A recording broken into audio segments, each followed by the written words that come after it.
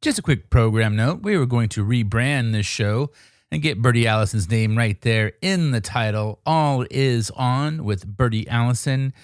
From Under the Sun is a fun name, and we like it a lot, and we had the website. But, we decided that if you didn't know who Bertie Allison was, you could not tell from Under the Sun what it was. So, once again, a rebrand. All is on with Bertie Allison, and that's where we'll go from now. This will be an unsponsored video. Just let you know, tell your friends or whoever cares that we are changing our name, but it pretty much is the same show. So please enjoy. I miss Bertie Allison in episode 16 coming at you right now.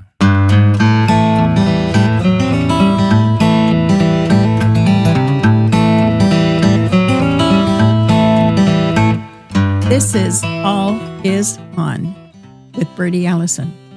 Hi, I'm Bertie. Episode 16. The summer we finally believed in hell.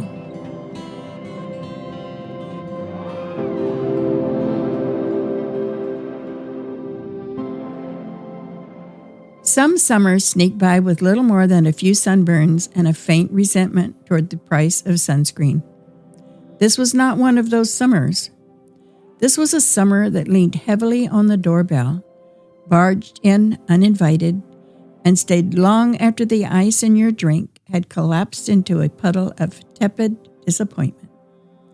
It was a season less about joy and more about survival, when the world itself seemed determined to remind us that fire, not ice, holds dominion. August especially performed like a tyrant in a velvet robe.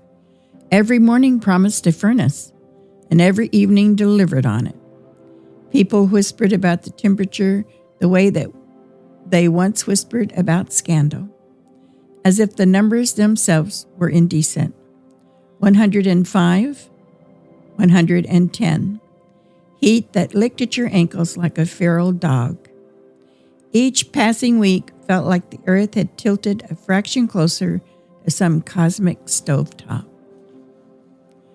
Of course, we adjusted as humans always do. We become nocturnal, scurrying outdoors only when the sun retired, resembling guilty teenagers sneaking out of their parents' houses. The cicadas sang like broken alarms, a constant reminder that nature was not only present, but thoroughly annoyed. Dogs walked slower, cats sprawled wider, and neighbors who once prided themselves on cheerful chatter began speaking in short, clipped syllables, as though words themselves were flammable. And then there was the sweat, omnipresent, democratic, cruel. It glued clothes to backs, rendered deodorant useless, and blurred the line between physical exertion and mere existence. To sit still was to perspire. To move was to gamble with collapse. Hydration became less of a wellness goal and more of an existential requirement. The body felt like an ill-managed radiator, always hissing, never satisfied. The odd thing about heat, this merciless, is how it reshapes morality. Ordinary irritations swell into sins.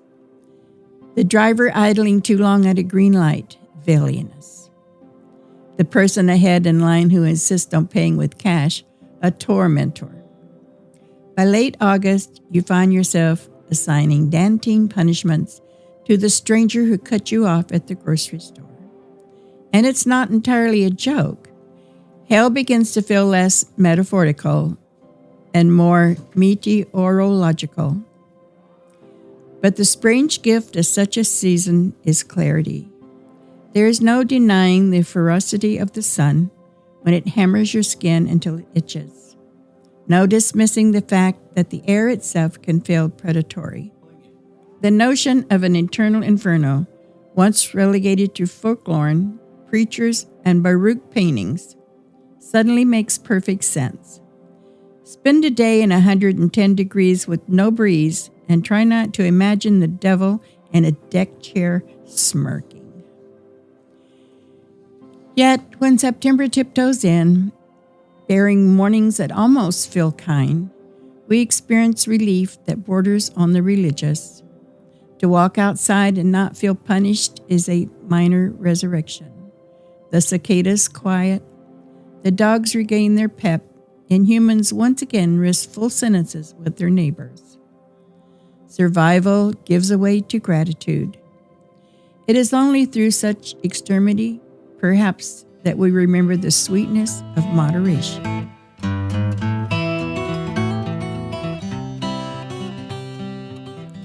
Follow us on our Facebook page and YouTube channel. All is on. Both are free.